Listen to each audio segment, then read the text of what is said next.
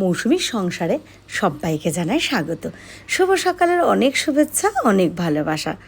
আশা করি আপনারা সবাই ভালো আছেন। এই ব্লগটা রবিবারের ব্লগ দেখছেন। ব্লগটা বলে সকাল সকাল উঠে শুরু করেছি। আমার কিন্তু চা খাওয়া, বাসি কাজ সারা করে আমি একবারে রান্নাঘরে এসেছি।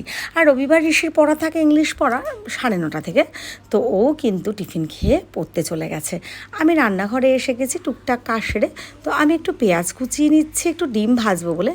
ঋষি না একদমই পেঁয়াজ দিয়ে ডিম ভাজা খেতে চায় না। তো আজকে বললাম যে একদিন খেয়ে দেখো, তা ভাবলাম যে খাওয়াবো একটু জোর করে। একদম না খেলে না খেতে খেতে ওটাই অভ্যাসে দাঁড়িয়ে যায়। সেই জন্যই আমি পেঁয়াজ কেটে নিচ্ছি আর একসাথে 4টে ডিম দিয়ে একবারে দুজনের জন্যই ভেজে নেব। আর আমাদের কালু সোনাকেও একটু ভাত মেখে দেবো। পুরো ভিডিও দেখার অনুরোধ রইল, আশা করি আপনাদের ভালো লাগবে। আর ভালো লাগলে একটু লাইক কমেন্ট শেয়ার করে দেবেন। আর এটা রবিবারের ভিডিও, এখানে কিন্তু আপনারা রীতিশাকে দেখবেন না। তবে হ্যাঁ, একটা ভালো কথা বলি, আজকে হচ্ছে সোমবার। আমি সোমবার সকালেই ভয়েস দিয়ে ভিডিও পোস্ট করি। এখন কিন্তু অলরেডি আমার মেয়ে, আমার রাজকন্যা, আপনাদের রীতিশা কিন্তু আমার কাছে এসে গেছে। যদিও বেশিক্ষণ থাকবে না, তো যাক, ওর কথা নিয়ে এখন বলছি না, সেটা কালকে ভিডিওতে আপনারা দেখবেন। ডেইলি ব্লগটা ছোট ছোট রিলস ভিডিও যখন যেরকম পারি, আপনারা ওকে বেশি ভালোবাসেন, দেখতে চান বলে আমি তো সেটাই চেষ্টা করি। হ্যাঁ, এটা মৌসুমী বড়াল ঘোষ আমার প্রোফাইল, ফেসবুক প্রোফাইল। আর ইউটিউব চ্যানেল আমার মৌসুমীর সংসারে। শর্ট রীতিশা সেরকম কিছু দেই না, ডেলি ব্লগে একটা দেই। আর 1 বছরও হয়নি কিন্তু আমি মৌসুমীর সংসার করছি।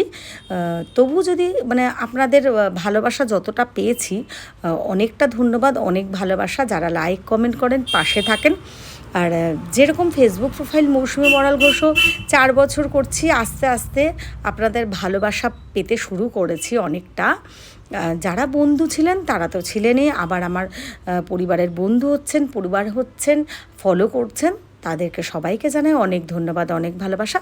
তো আমার সেরকমই বিশ্বাস, আমার ইউটিউব চ্যানেলও আজ না কাল একদিন ঠিক আপনাদের অনেক মানুষের একটা পরিবার হয়ে উঠবো আমরা, আর ভালোবাসাও পাবো।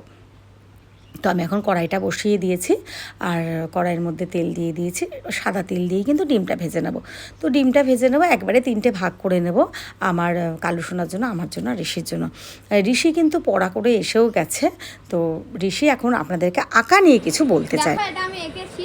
তো এটা প্রথমতই আমি বলতে চাই, এই আঁকাটা কিন্তু আমরা যেরকম ড্রয়িং করি, ভাবি আমরা যে পেন্সিল দিয়ে ড্রয়িংটা করি না, ওরকম কিন্তু এটা নয়। এটা কিন্তু পুরোটাই আমি রং দিয়েই শুরু করেছি। আঁকাটার মধ্যে কোনো পেন্সিল ছোঁয়াইনি, আমি রং দিয়ে শুরু করেছি। দেখো, যেরকম আমি এটা দেখে একটু বলছি তোমাদের। তো দেখো, প্রথমে এটা আমি তোমাদের বলতে চাইছি যে এইখানে ডিপ নীল দিয়েছি। প্রথমে ডিপ নীল দিয়ে, তারপরে মিডিয়াম নীল, তারপরে দেখো আমি এখানে আকাশি দিয়েছি। তারপরে কিন্তু হলুদ দিয়ে দিয়েছি। আবার হলুদ দেওয়ার পর দেখো সাদা, অল্প একটু সাদার পর আবার ব্লু, এবার ব্লু এর পর আবার ডিপ নীল। এটাকে পুরোটা আমি ব্লেন্ডিং করে দিচ্ছি। কী দিয়ে ব্লেন্ডিং করছি সেটা আমি বলে দিচ্ছি। কটন বার, মানে কটন বার যেটাগুলো থাকে সেইগুলো, বা টিস্যু পেপার দিয়েও তোমরা এটাকে কিন্তু ব্লেন্ডিং করে নিতে পারো। প্রথমে পুরোটা এরকমভাবে ব্লেন্ডিং করে নেবে। তারপরে কিন্তু এই যে দেখো ল্যান্ডটা করেছি, বা এই যে বোটটা করেছি, ঘরটা করেছি, এই যে গাছটা করেছি, এইগুলো কিন্তু তোমরা পেন্সিল দিয়েও করতে পারো, ব্ল্যাক কালার দিয়েও করতে পারো। পেন্সিল দিয়ে কেমন করবে, পেন্সিল দিয়ে যদি করো তাহলে কিন্তু এতটা মোটা না করলেও হবে, একটু সরু করলেও হবে, কারণ পেন্সিল এমনিতেই সুচালো থাকে, তো এটা দিয়ে করে নেওয়া যাবে। আর পেন্সিল যখনই ইউজ করবে তখন দেখে নেবে যেন ডিপ থাকে পেন্সিলটা, মানে ডার্ক, একদম ডার্ক। 10B পেন্সিলটা যতটা ডার্ক হয় তার থেকেও যেন একটু বেশি ডার্ক হয়, কারণ কি ব্ল্যাক কালার দিয়ে তোমরা তো করছো না, সেক্ষেত্রে ব্ল্যাক কালারের মতোই আমাকে আনতে হবে, বা চারকোল দিয়েও করতে পারো, এটা কোনো ব্যাপার না।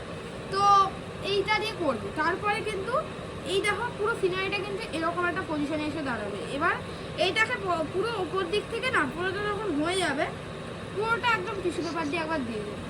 তো আঁকাটা তারপর কমপ্লিট হয়ে যাবে।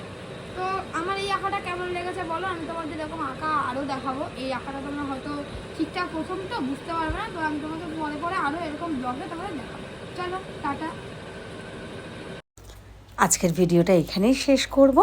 সবাই ভালো থেকো, সুস্থ থেকো, আমাদের পাশে থেকো। সবাইকে জানাই শুভরাত্রি। আবার চোখ রেখো পরের ভিডিওতে। আর হ্যাঁ, আবারও বলছি, কালকের ভিডিওতে কিন্তু আপনাদের রীতিশা থাকবে। এটা বলে দিলাম তার কারণ আমি এটা জানি সবাই অপেক্ষা করে থাকবেন কালকের ভিডিওটা দেখার জন্য। টাটা।